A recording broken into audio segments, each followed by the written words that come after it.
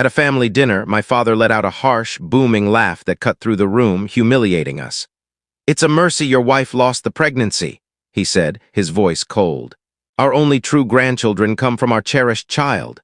Rage surged within me. I should have skipped this gathering.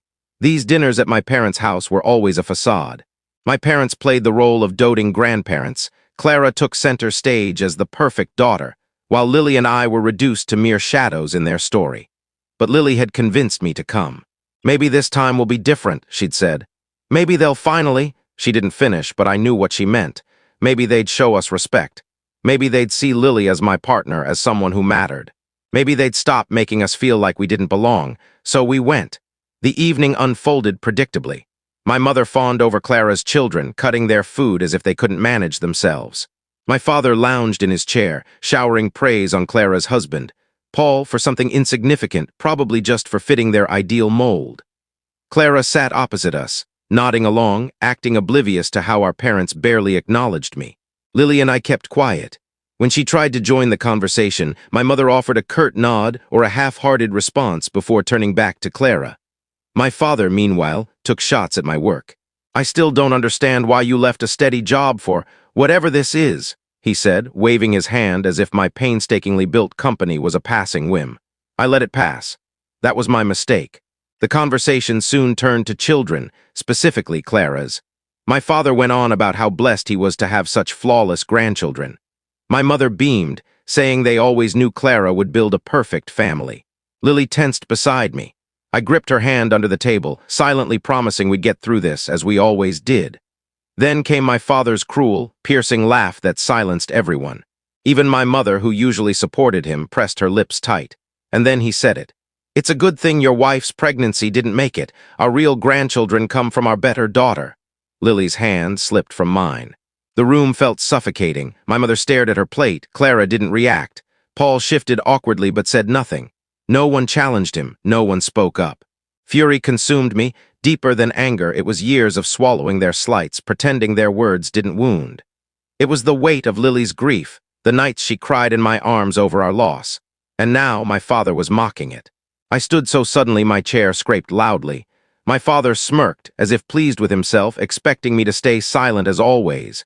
But not this time. His smug expression lingered, waiting for me to back down. That's how it always went. He'd say something vicious. Clara would ignore it. My mother would brush it off. And I'd let it go because arguing never changed them. But this time, something broke inside me. I scanned the table. My mother avoided my eyes, poking at her food as if nothing had happened. Clara glanced at me briefly, then looked away, acting like the moment had passed. Paul fidgeted but stayed silent, as always. And Lily, she sat still, hands clasped, face expressionless. But I knew her. I saw the hurt in her eyes. I remembered her whispering that she felt worthless after the miscarriage, blaming herself despite my protests. And now my father had turned her pain into a joke. I slammed my hand on the table, making the dishes clatter. My father flinched, then smirked again. "You're despicable," I said. He scoffed. "Calm down, James. Don't be so theatrical." "Theatrical?" I repeated. "You're a cruel man who thrives on tearing others down. You've never respected me or my wife." "Watch yourself," he warned. "Or what?" I shot back. "Cut me off. Ban me from these miserable dinners." I gestured around. "You already treat me like I don't belong. Maybe it's time I accept that." My mother finally looked up, her voice soft. "James, please." "No," I interrupted. "No more excuses. You enable him because it's easier, but I'm done." I turned to Clara. "Say something." She hesitated, glancing at our father for permission. "It was a poor joke," she mumbled. "Let's not make a big deal." Lily exhaled, as if her last shred of hope had dissolved. "No big deal," my father chuckled. "See, even your sister gets it. You're overreacting." I clenched my fists, then forced myself to relax. I wouldn't shout. I wouldn't give him that power. I stood and took Lily's hand. "We're leaving." She didn't hesitate. She didn't look back. My father laughed again. "Go on, but don't come begging when you need us." I met his gaze. "I don't need anything from you." For the first time, I meant it. The drive home was quiet. Lily stared out the window, arms crossed, her expression unreadable. I gripped the steering wheel, my father's words echoing in my mind. I'd always known he didn't value me, but I never thought he'd sink this low. At home, Lily closed the bedroom door. I didn't follow. I sat on the couch, replaying the night.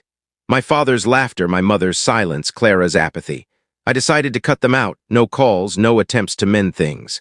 For the first time, walking away felt real. 3 days later, my mother called. I almost didn't answer.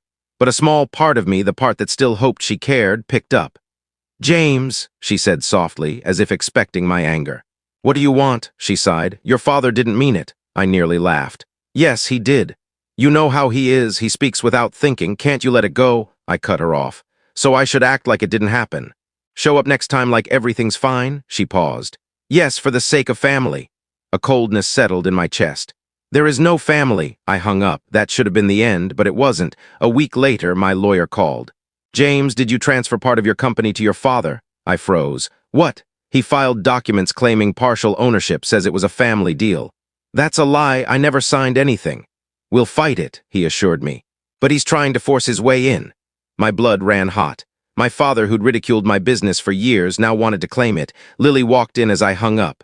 "What's wrong?" I told her. Her expression hardened. "Cut them off completely, no more chances." I nodded, but I knew my father wouldn't stop. That night I couldn't sleep. Lily lay beside me, tense even in her rest. She wanted this over. So did I, but it wasn't that simple. By morning, my lawyer sent the forged documents. Seeing my signature faked made my stomach churn. I called my father. He answered casually. "James, figured you'd call." "You stole from me," he scoffed. "Don't be dramatic, it's business. You need my guidance. You forged my signature. Prove it," he taunted. "This company should have been ours. You'll still run it under me." "You know nothing about it," I snapped. He sighed like I was a foolish child. "You don't understand power, James." I hung up. Lily wasn't surprised. "We need to move fast. If he's forging documents, what's next?" She was right. My lawyer took action, voiding the papers and warning my father. I thought he'd back off. I was wrong. Days later, my office manager called. "Your father's here claiming he's part owner." I rushed over. He was in the lobby telling my staff he was now in charge. "Leave," I ordered. He smirked. "We'll settle this like men." "There's nothing to settle. You're trespassing." He turned to my manager. "See how he disrespects his own father? That's why he needs me." Her disgust was obvious. Security arrived and removed him. "This isn't over," he muttered. But it was. In that moment, I was done. With him, my mother, Clara, all of them. I thought Lily would be relieved, but she just looked exhausted. "You say that now, but you'll fold when they come back." "I won't," I insisted. She didn't believe me. For the first time, I worried she might be right. After the office incident, I secured everything, accounts locked, security tightened, and waited. Weeks passed, quiet. Lily remained cautious. "He's planning something." She was right, but the next betrayal came from an unexpected source. One morning, my lawyer called. "Your sister's suing your company, claiming she helped fund it and deserves a share." I was stunned. "Clara, that's a lie. She never gave me a dime."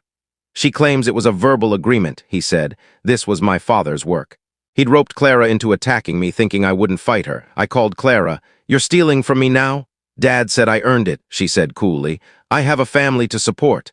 "So you'll lie and cheat?" "It's not personal," she replied. I laughed bitterly. "It's very personal." I hung up. That night, Lily packed a bag. "I'm staying with my parents for a bit." My heart sank. "Lily, wait." "I warned you," she said softly. "If you don't cut them off for good, they'll keep destroying us." "I did cut them off," she shook her head. "But you'll always hope they'll change. I can't do this anymore." She left. Days passed without a word. The silence forced me to face reality.